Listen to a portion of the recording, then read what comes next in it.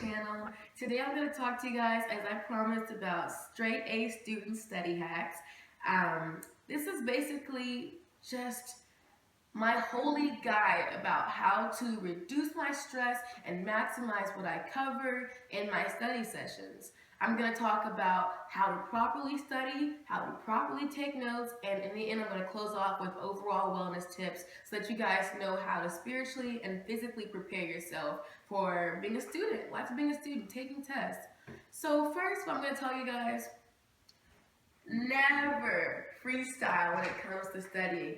Do not freestyle. You need to sit down with a strategic plan of action. You need to know what you want to get done. A, B, and C, this point, within this time frame. Deciding that you want to study at random for maybe 3 to 6 hours, that's not smart because that leaves you a lot of airspace to be distracted, to do other things, to just, start to forget about studying. So that's the first thing you gotta do.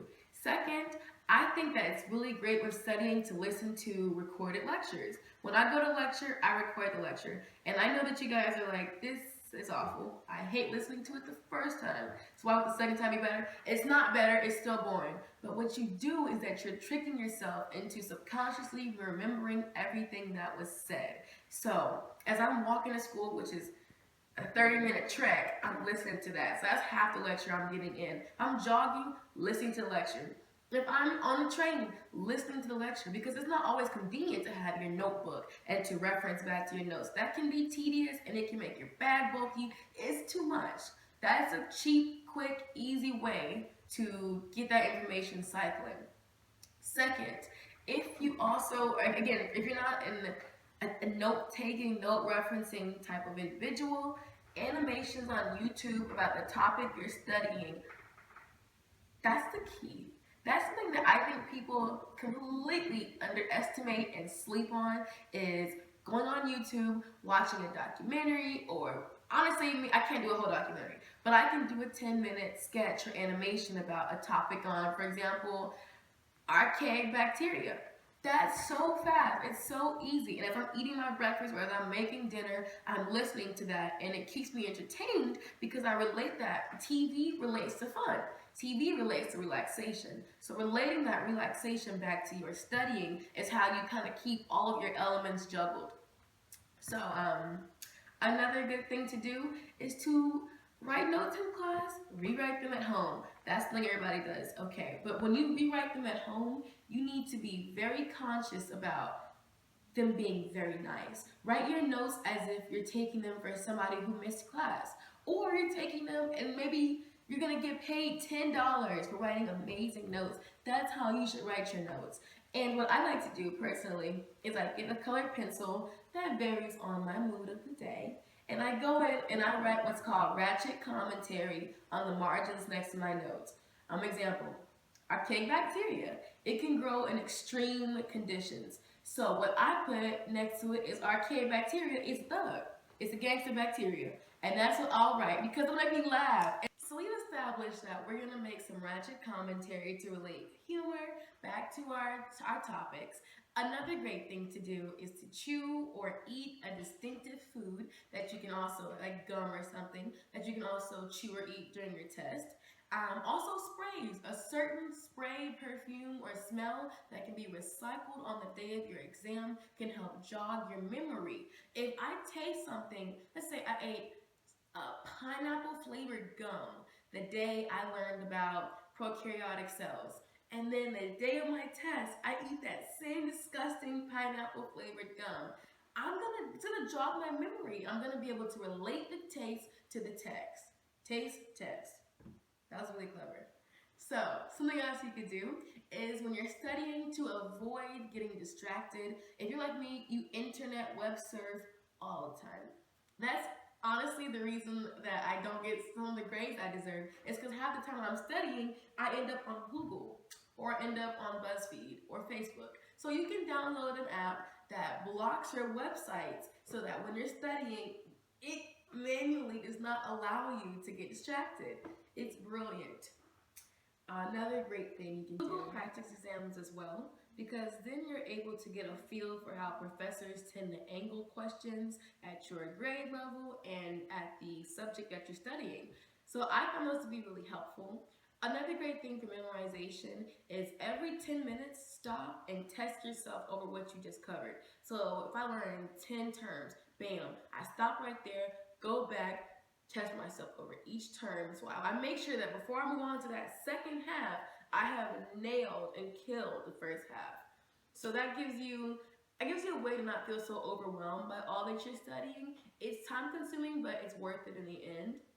Another great thing to do is mind maps for memorization because it helps to organize your thoughts. So start with one topic here and branch off from different things. Example, archaea bacteria. It grows in extreme temperatures. It's a part of the prokaryotic domain. All of these things branch off. I've referenced a little bit already about how to take good notes. I said that make sure you write notes as if you're writing it for a friend. Write your ratchet commentary. Another great thing, if you like to type your notes, write it in big font. Times New Roman is oftentimes the most easy to memorize. And when people do things like cursive fonts, you end up doing it for all the glamour. So it's all glam, no memorization. It's not helpful. Big font, I'd say 13, 15 font. Times New Roman, that's the best thing for notes. And keep bulletins, keep it organized. Highlight things and use hyperlinks to go back to helpful links and helpful sites to help you memorize those things. Other great note-taking ideas, outline, Cornell notes, all of your notes. Keep them very organized, keep them in the same journal. Don't write some here, write some there, tear this out, tear this out. Keep it very organized, very clean, because that is going to resurface in how you feel about how prepared you are. I feel like a cluttered journal, a cluttered workspace makes for a cluttered mind. So keep everything laid out, keep everything organized, and you're gonna be most effective when test taking. And this may be silly, but for me, whatever makes me feel smart, I tend to reflect that when I'm taking tests, when I'm studying. So I like to study in really open spaces, like I want to see spaces where people are going to see me and recognize me because I like to think that it makes me appear smart. I like to say that there are a few wellness tips that make you feel spiritually, mentally, and physically more apt to take everything that you need to do by storm. And I truly believe that through prayer, through constant prayer, through exercising, and just by taking care of yourself, are you able to be the best student that you can be? And this is just in everything, the best friend, the best girlfriend, the best student, everything. So here's some more tips on that. I think that exercising regularly, like I said at the beginning of the video, is key. You have to be exercising because it makes you feel more confident in your self-esteem, in your appearance, and it clears a lot of your mind when trying to think and study. Another great thing, do not be afraid of the tutoring center. Listen, the tutoring center is the only reason I have my degree. I attribute a lot of my success to not being afraid to get a tutor and stay constant with them. Once a week, you need to visit with a tutor to go over your subjects, to ask questions. You may not even have had class a lot that week, but just to go and say that you clocked in your hours with the tutoring center makes you feel more confident. It boosts your self-esteem. And like I said as well, with testing anxiety, you need to do whatever you can do to take the reins of the situation back. I feel like people with testing anxiety, like myself, we have a problem with feeling like we lose our power within being a student sometimes. Like I show up to test and I'm so nervous and anxious that I forget everything I studied. And I feel nauseous and I'm so overwhelmed with all of these other thoughts that I'm not focusing on answering question A. But again, everything that I do is to give me my power, to give me that strength, so that in these situations that almost seem powerless, I'm able to take control of it. So again, tutorial center, exercising, call a friend. I call my mom and she's the best and she's so down. I'm like, Mom, I'm going to teach you about bacteria, or I'm going to teach you about these, I don't know, all these different subjects. And she listens to me, and she probably is multitasking and tuning me out, but it gives me a chance to, it gives the student a chance to feel like the master. And I found, especially in being a tutor, I feel a lot more confident in myself because I feel like I've mastered a subject enough to teach it to somebody else. That's a great study tip. But every 30 minutes or so, call them, hey, I just studied this, let me teach it to you. That's a very, very effective study method. Another really great thing, don't be so hard on yourself. Don't be hard on yourself. At the end of the day, we are all students. We are all trying to make our own way. I'm trying to make my own way.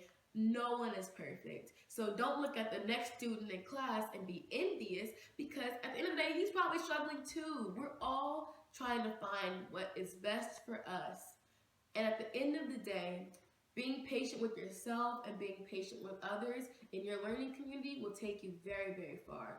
Don't be afraid to challenge people that you don't know. Challenge intellectual thought among your friends, your boyfriend, your peers, random students. That's what school is for. To challenge your way of thinking at all times, in and out of the classroom. Again, be patient, be loving, be gentle, pray constantly, be full of prayer.